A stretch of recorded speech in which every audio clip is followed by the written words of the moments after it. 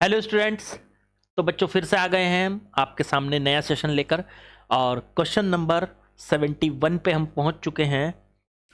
Last session में हमने question 70 तक कर लिए थे। चल क्या रहा है तो 12th का चैप्टर नंबर 3 चल रहा है, करंट इलेक्ट्रिसिटी। और कौन बच्चे इसको कर रहे हैं? जो बच्चे जेई मेंस और नीट के लिए तैयारी कर रहे हैं, वो किसी भी कोचिंग में पढ़ रहे हों पर प्रैक्टिस यहाँ आकर करें। आपको पता चलेगा, साथ में बैठ के करेंगे। क्वेश्चंस जो भी होंगे हम इधर से आपके सामने क्वेश्चन डिस्प्ले करेंगे, उसका सॉल्यूशन देंगे। आप अपने आप से पहले ट्राई कीजिए, मेरे से पहले करने की कोशिश कीजिए। वीडियो को चलते रहने दें और मेरे से पहले क्वेश्चन को करने की कोशिश कीजिए। ठीक है? नहीं होता है तो फिर आप सिंपली उसको देख सकते हैं। अच्छा, इसमें जेई मेंस के 2024 के आए हुए क्वेश्चन, जैसे ये भी जेई मेन 2024 का आया हुआ क्वेश्चन है लास्ट, और 5 साल के नीट के भी क्वेश्चन मैंने इसमें कवर किए हैं। पूरे एक चैप्टर के 100 क्वेश्चन कराता हूं मैं, जिससे कि आपको फुल आइडिया मिल जाता है कि आखिरकार क्या टॉपिक है और कैसे कैसे उसको सॉल्व करना है। ठीक है, चलिए क्वेश्चन नंबर 71। एक बहुत अच्छा प्रैक्टिस सेशन चल रहा है, तो आप सभी लोग जुड़े हैं इससे। जो भी आज नए हैं वो भी इसमें जुड़कर देखें। 2 दिन प्रैक्टिस करके देखिए साथ साथ, तो आपको आइडिया लगेगा कि हाँ, अच्छा मज़ा भी आएगा आप लोगों को उसको करने में। क्वेश्चंस इस लेवल के होते हैं कि आप लोगों को अच्छा लगेगा। ठीक है, जेई मेंस और नीट का लेवल। ठीक है, और जो एडवांस के लिए तैयारी कर रहे हैं उनके लिए भी ये बेसिक लेवल है भाई। उनको भी पहले तो यही करना पड़ेगा, फिर उसके बाद आगे एडवांस में जाएंगे। चलो करते हैं शुरुआत और क्वेश्चन नंबर 71 को पढ़ते हैं। A heater is design to operate with a power of 1000 watt in a 100 volt line.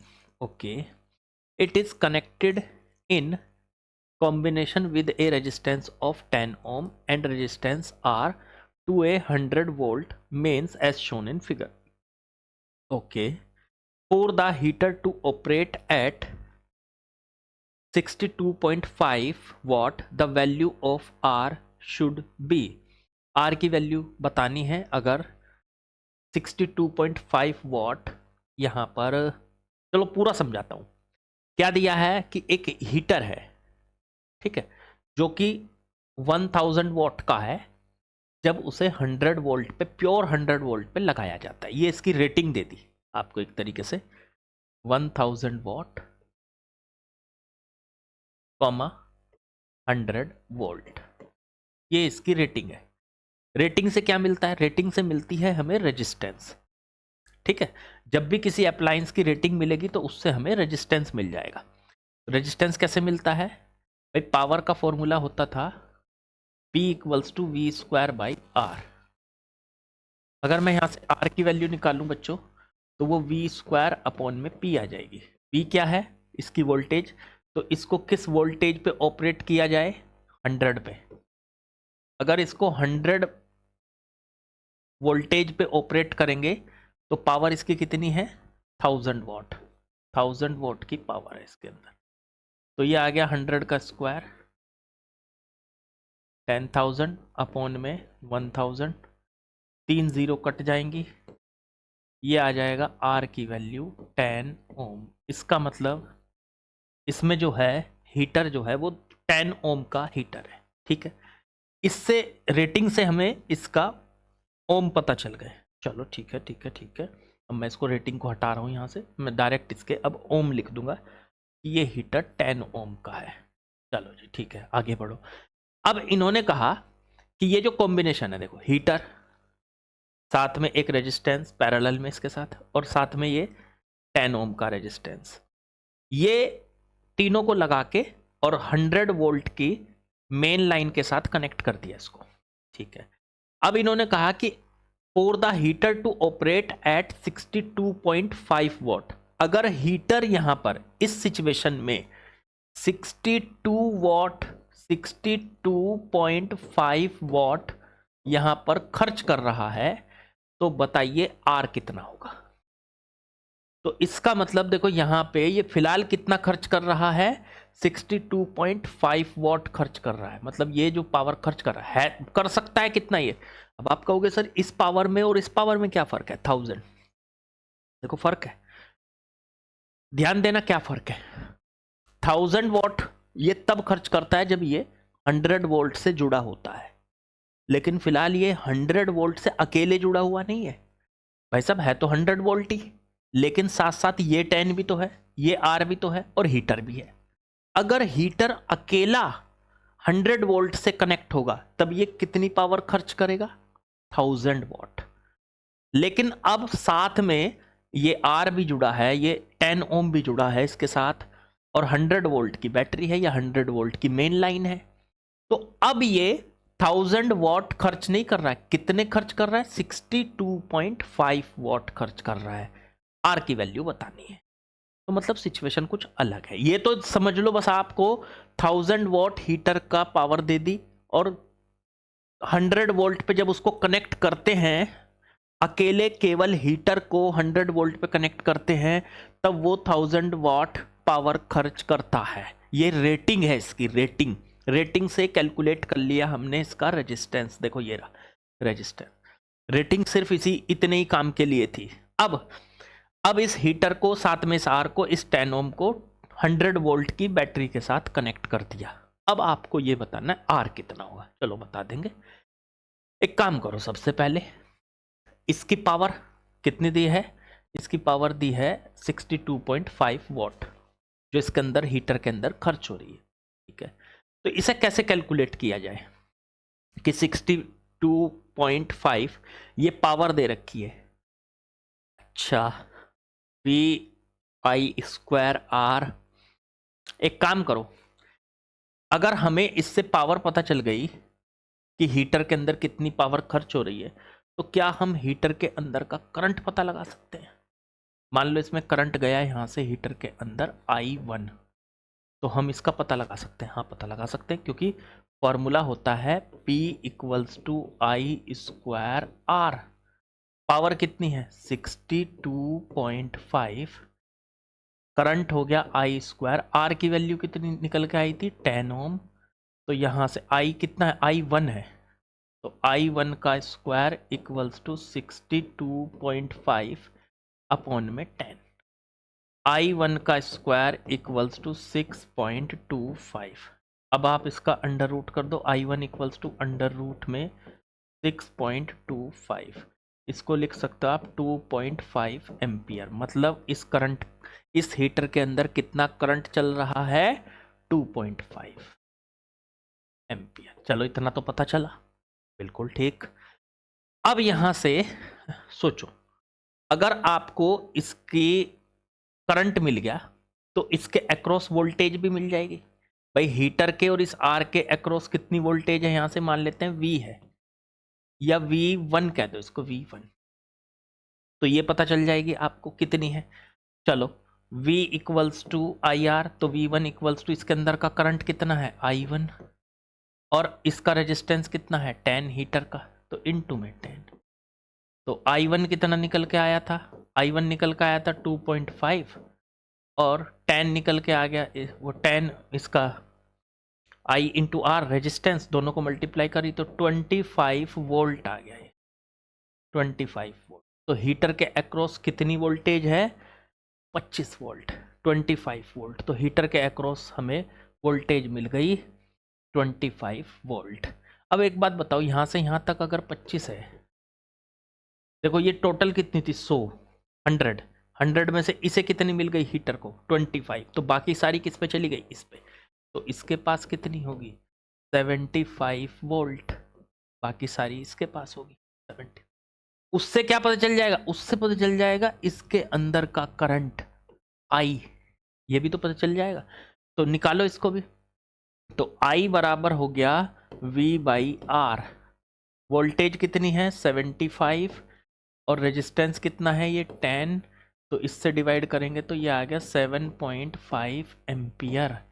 ये करंट हो गया। अब देखो यहां से करंट चला 7.5 एम्पियर, यहां से जा रहा है 7.5 एम्पियर। उसमें से कुछ गया इसमें हीटर में, और बाकी का गया इसमें। हीटर में कितना गया था? 2.5। तो 7.5 में से 2.5 तो गया हीटर में, तो बाकी का कितना बचा? 7.5 में से 2.5 गया तो कितना बचा? 5। अरे भाई 7.5 और माइनस में 2.5, तो कितना बचा? 5 ही तो बचा। तो ये 5 गया इसके अंदर, 5 एम्पियर का करंट। अब इसके अंदर, इस आर के अंदर का करंट पता है, वोल्टेज पता है इसकी, यहां से यहां तक 25 है ये रही। तो आर की वैल्यू बताओ। तो आर निकालेंगे तो आर होता है V अपॉन में I। तो यहां से V वोल्टेज, इसके अक्रॉस वोल्टेज, इस आर के अक्रॉस वोल्टेज कितनी है? 25 और अपॉन में करंट कितना निकल के आया अभी? 5। इससे इसको डिवाइड करो तो 5 ओम का रेजिस्टेंस है ये। चेक कर लीजिए, आप चेक कर लीजिए। आया समझ में? बिल्कुल आसान था, कोई डाउट तो नहीं रहा मन में? चलो, कोई मन में डाउट हो तो कमेंट करो। अच्छा, कमेंट जरूर किया करो यार, कमेंट नहीं करोगे तो मैं सच्ची में आपको पढ़ाना बंद करूंगा। क्यों? क्योंकि कमेंट करने से मुझे थोड़ा मोटिवेशन मिलता है। आप इतना तो काम करो कम से कम कि मोटिवेट करो, कमेंट जरूर किया करो कि सर हाँ हमने किया, डन कर लिया सर। इतना भी लिख दो कि डन कर लिया सर और अच्छा लगा सर। कुछ मोटिवेशन तो दो ताकि आप लोगों को पढ़ाने में मज़ा आए। या मुझे बस ऐसा लगता रहता है कि यानी मैं पुतलों को पढ़ा रहा हूँ, सामने कोई नहीं है, बस ऐसे ही चल रहा है, ऐसे ही है कुछ। यार थोड़ा सा कमेंट जरूर किया करो। कमेंट करने से ही मुझे थोड़ा सा फीलिंग आती है कि हाँ आप लोग समझ रहे हैं और पढ़ रहे हैं। ठीक है, करना है कमेंट। चलो अगला सवाल लिखता हूं। चलिए बच्चों, नेक्स्ट क्वेश्चन 72 पे आते हैं। 72 में क्या कहा है? The resistance of a wire at 0 degree centigrade, 100 degree centigrade and T degree centigrade is found to be 10, 10.2, 10.95 respectively. The temperature T in Kelvin scale is, T की वैल्यू निकाल। ओके, देखो भाई सीधी सी बात है, सवाल है ये, रेजिस्टेंस का जब टेम्परेचर बढ़ाते हैं तो उसका रेजिस्टेंस की वैल्यू कम या ज़्यादा होने लगती। जो कंडक्टर होते हैं, मतलब जैसे मेटल, उनको टेम्परेचर बढ़ाओ तो रेजिस्टेंस बढ़ेगा। लेकिन जो सेमीकंडक्टर होते हैं उनका टेम्परेचर बढ़ाओ तो रेजिस्टेंस कम होगा। ठीक है ना? तो ये दो बातें होती है। तो अब उस चीज का यूज करते हैं। उसके लिए फॉर्मूला एक आपको याद भी होगा। मान लीजिए मेरे पास कोई रेजिस्टेंस है, फिलहाल 0 डिग्री टेम्परेचर, या ये कह लो T1 टेम्परेचर है। T1 टेम्परेचर पर रेजिस्टेंस की वैल्यू R0 है।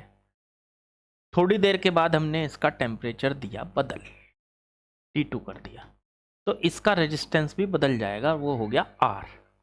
मान लो मुझे R निकालना है, तो उसके लिए फॉर्मूला था R इक्वल्स टू, पहले वाले टेम्परेचर को लिख लो और उसकी मल्टीप्लाई करो 1 प्लस अल्फा डेल्टा T के साथ। बस ये नया रेजिस्टेंस आ जाएगा। ये कौन सा रेजिस्टेंस है? न्यू। और ये कौन सा रेजिस्टेंस है? पुराने वाला, ओल्ड। पुराना रेजिस्टेंस नया रेजिस्टेंस में बदल जाएगा। ये पुराना रेजिस्टेंस है, ये नया रेजिस्टेंस। तो मैं इस थ्योरेटिकली इस कंसेप्ट का यूज करने जा रहा हूं। ठीक है, देख लो एक बार, पढ़ रखा है आप लोगों ने यार। आप जहां भी पढ़ो उससे मुझे टेंशन नहीं है, मुझे तो बस, मुझे पढ़ाना नहीं है। आपको पढ़ने के लिए यूट्यूब पे बहुत कुछ है। किसी भी टीचर के पास जाओ, यूट्यूब सब पढ़ाने को तैयार बैठे हैं, बस क्वेश्चंस कराने को कोई तैयार नहीं। मुझे तो बस क्वेश्चन कराने हैं, ज्यादा से ज्यादा सवाल कराने हैं। चलो खैर बढ़ते हैं आगे। तो अब इसमें कहा resistance of a wire at 0 degree. लो जी, एक रेजिस्टेंस है 0 डिग्री सेंटीग्रेड पर, इसका 10 ओम का रेजिस्टेंस है। ठीक है, फिर 100 डिग्री सेंटीग्रेड पर, 100 डिग्री सेंटीग्रेड पर इसका 10.2 ओम। देखो 0 पे 10, 100 पे 10.2, फिर T डिग्री पे, T डिग्री पे तो उस पे है 10.95। ये है। अब T की वैल्यू निकालनी, केल्विन में निकालनी। पहले डिग्री में निकाल लो, केल्विन में अपने आप चेंज कर लेंगे बाद में जाके। चलो पहले यहां से यहां तक के बीच में लगाने जा रहा हूं। ठीक है, इन दोनों के बीच में। चलो फॉर्मूला था नया रेजिस्टेंस इक्वल्स टू पुराना resistance 1 plus alpha delta T. नया रेजिस्टेंस कितना है, पहले इन दोनों के बीच में बात कर रहा हूँ, इसकी तीसरे नंबर वाले की बात नहीं कर रहा, इन दोनों की। पहले 0 पे ये तो पुराना रेजिस्टेंस हो गया, फिर 100 पे ये नया रेजिस्टेंस हो गया। तो नया तो है 10.2, पुराना है 10, ठीक है। 1 प्लस अल्फा डेल्टा टी की value T2 minus T1, delta T को लिख सकते हो T2 माइनस T1 बच्चों, ठीक है। अब यहां से इसको अपॉन में ले जाओ, 10.2 अपॉन में 10, इधर बचा 1 प्लस अल्फा T2, ये T1 का काम करेगा, पहला टेम्परेचर, ये बाद में T2 का। तो T2 100 हो गया और माइनस में T1 हो गया 0। चलो ये बचा 1 पॉइंट, इधर को हो जाऊँ 1.02, 10 से डिवाइड करके, इधर 1 प्लस अल्फा इंटू में 100। अगर आप इसको सॉल्व करते हो तो इस 1 को इधर ले आओ, 1.02 माइनस 1 इक्वल्स टू 100 अल्फा, ये बचा 0.02 इक्वल्स टू 100 अल्फा। अल्फा की वैल्यू आ गई 0.02 बटे में 100। ये आ गया सॉल्व करके 10 की पावर -2 या 2 इंटू 10 की पावर -4 लिख सकते हो आप इसको, पर डिग्री सेंटीग्रेड। ये अल्फा की वैल्यू आ गई बच्चों, पहले दो से अल्फा आ गया। अब यूज करता हूं मैं इसका और इसका यूज करूंगा, फिर दोबारा लगा रहा हूं, नया रेजिस्टेंस आर न्यू, पुराना रेजिस्टेंस आर ओल्ड, और 1 plus alpha delta T, formula जो का तो वही सेम। नया रेजिस्टेंस इस बार मैं इसे मानूंगा, मैं अब इन दोनों के बीच की बात कर रहा हूँ, इसकी और इसकी, समझ रहे हो ना, इसकी और इसकी। तो नया रेजिस्टेंस है 10.95, पुराना रेजिस्टेंस है 10, 1 plus alpha delta T, alpha की वैल्यू हमने निकाल ली थी 2 इंटू 10 की पावर -4, और डेल्टा टी हो गया T2 माइनस T1, तो T माइनस 0, ये आ गया डेल्टा टी। इसे इसके अपॉन में ले आओ, ये 10.95 डिवाइडेड बाई 10 रह गया, इधर रह गया 1 प्लस 2 इंटू 10 की पावर -4 टी। चलो टी पता चल जाएगा, इसे इधर ले आओ, ये बन गया यहाँ 1.095 माइनस में 1 इक्वल्स टू 2 इंटू 10 की पावर -4 टी।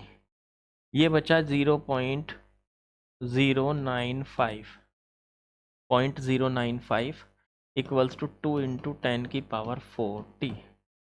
डिवाइड में ले जाओ तो t इक्वल्स टू आ गया 0.095 अपॉन में 2 इंटू 10 की पावर 4, ये -4 था, ये ऊपर जाके +4 हो जाएगा, तो ये बन जाएगा +4, 0.095 इंटू 10 की पावर 4 अपॉन में 2, ये बन चुका है 950।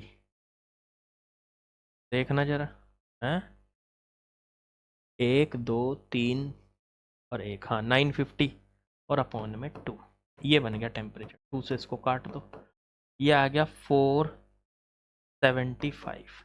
चेक करो 475 ही तो बैठ रहा, 8 और 1 9, हाँ 475 डिग्री सेंटीग्रेड आंसर। लेकिन हमें किस में निकालना था, केल्विन में।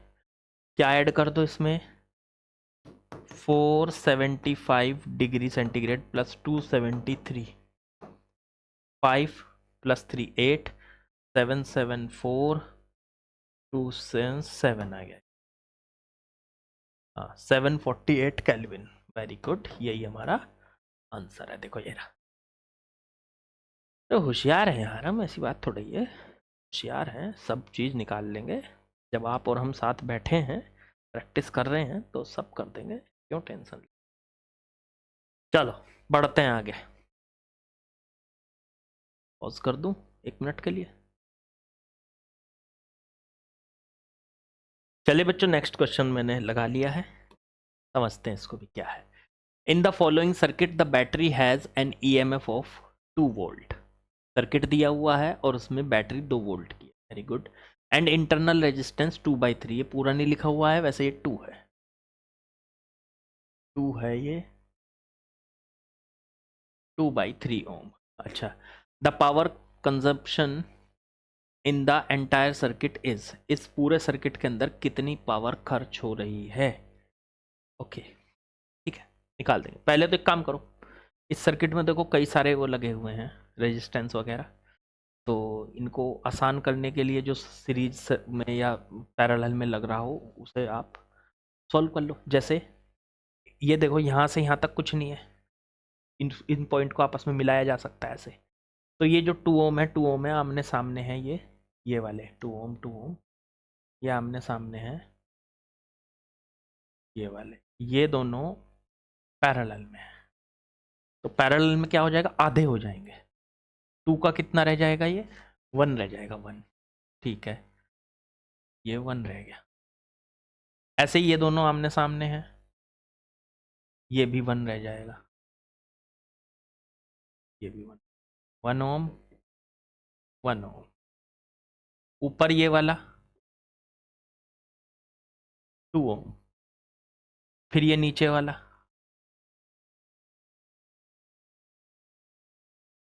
2 ओम, और फिर ये बैटरी 2 वोल्ट, और ये 2/3 ओम।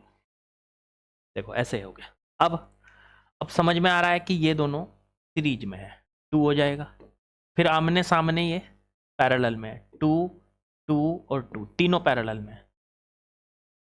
आर आर आर, अगर 3 पैरेलल में हो तो R/3 हो जाता है उनका। तो 2 2 2, तीनों पैरेलल में है तो तीनों मिलकर क्या हो जाएंगे, 2/3, तीनों मिलकर हो गए 2/3 ओम। फिर बैटरी एरी 2 वोल्ट की, और इसका इंटरनल रेजिस्टेंस बैटरी का, ये बैटरी का इंटरनल रेजिस्टेंस दिया है ना 2/3 ओम, ये आ गई 2 वोल्ट की बैटरी। अब ये देखो 2/3, ये 2/3, ये दोनों किस में है, सीरीज में। 2/3 2/3 कितना हो गया टोटल, 4/3। तो अब इसमें आप करंट का पता लगा सकते हैं, या इन दोनों को इकट्ठा कर सकते हैं, करंट भी पता चल गया। तो करंट कितना आ गया, V/R। V हो गई इसके वोल्टेज, तो वोल्टेज है 2 वोल्ट, और रेजिस्टेंस 2/3 2/3 हो गया 4/3, ये ऊपर जाएगा तो 2 × 3/4, इससे इसको काटा 2, इसको काटा तो करंट आ गया 3/2 एम्पियर। इसका मतलब इसमें कितना करंट चल रहा है, 3/2 एम्पियर। अब करंट से क्या पता चलेगा, अरे यार पावर निकालनी थी, काम हो गया। सर्किट तो इतना सा रह गया ना बस, ये देखो, ये 2/3 2/3 मिलकर कितना हो गया, 4/3, ये लो 4/3 ओम। और ये हो गई बैटरी, बैटरी की वोल्टेज कितनी, 2 वोल्ट। करंट कितना निकाल लिया हमने, 3/2 एम्पियर का। अब इसमें पावर निकाल लो, तो पावर 2 फॉर्मूले हैं, V²/R से निकाल लो, चाहे I²R से निकाल लो, मर्जी है। मैं V²/R से निकाल रहा हूँ। V कितना है, 2 वोल्ट, तो 2 का स्क्वायर, और R कितना है 4/3, तो 2 का स्क्वायर हो गया 4, 4 से 4 कट गया, 3 ऊपर चला गया, 3 वॉट, 3 वॉट की पावर है। क्या घटिया सवाल था, कुछ था इसमें, कुछ था क्या। एक ऐसे सर्किट इतने सारे सॉल्व करा रखे हैं आपको शुरू शुरू में कि ये तो कुछ भी नहीं है, बहुत बढ़िया बढ़िया तरीके के सर्किट सॉल्व करा रखे हैं आपको। ठीक है, चलो चलते हैं अगले सवाल पे। चलिए नेक्स्ट क्वेश्चन लगा लिया मैंने, क्वेश्चन नंबर 74। क्या है सवाल, 3 voltmeters all having different internal resistance are joined as shown in figure. 3 voltmeter को लगाया गया है, देखो V1 V2 V3, 3 volt meter है और डिफरेंट इंटरनल रेजिस्टेंस है इनके, इस तरह से ज्वाइन कर दिया गया। Choose the correct option when the sum potential difference is applied across A और बी, ए और बी के बीच में कुछ पोटेंशियल डिफरेंस लगाया गया, मतलब बैटरी लगाई गई। Okay, there readings V1 V2 V3, अब इनकी जो रीडिंग है, इसकी V1 आई, इसकी V2 आई, इसकी V3 I. Choose the correct option, correct option को बताइए। तो करेक्ट ऑप्शन है, अरे यार ये तो बहुत सिंपल है, बहुत ही सिंपल। जो इसकी रीडिंग आई होगी वो इसके यहाँ से यहाँ तक का वोल्टेज है V1, जो इसकी रीडिंग आई होगी वो इसकी यहाँ से यहाँ तक की वोल्टेज है V2, ठीक है। और जो इसकी रीडिंग आई होगी वो इसकी यहाँ से यहाँ तक की रीडिंग है V3। अब देखो पैरेलल में वोल्टेज सेम होती है, पोटेंशियल सेम होता है। जो यहाँ से यहाँ तक का पोटेंशियल है वही यहाँ से यहाँ तक का होगा, जो यहाँ से यहाँ तक का है वही यहाँ से यहाँ तक का होगा। तो यहाँ से यहाँ तक का कितना है V3, और यहाँ से यहाँ तक कितना है V1 प्लस V2, तो टोटल, तो V3 बराबर V1 प्लस V2। यार मतलब बस कुछ नहीं, क्या कहूँ, डी ऑप्शन हो गया, V1 plus V2 equals to V3। देखने में तो ऐसा लग रहा पता नहीं क्या दे दिया, क्या सवाल है, कुछ भी नहीं, सिंपल। आपको याद रखना है, सीरीज में करंट सेम होता है, पैरेलल में वोल्टेज सेम होती है। जो वोल्टेज इसकी होगी ना वही इन दोनों की मिला के होगी, क्योंकि ये दोनों इसके पैरेलल है। ये दोनों मिलके, भाई दोनों ये मिल जाएंगे आपस में, एक हो जाएगा, और फिर इसके साथ लगे हुए हैं तो पैरेलल में। तो जो वोल्टेज यहाँ से यहाँ तक होगी, देखो यहाँ से यहाँ तक, वही वोल्टेज यहाँ से यहाँ तक होगी। तो V1 प्लस V2, तो वोल्टेज आ गई। चलो जी,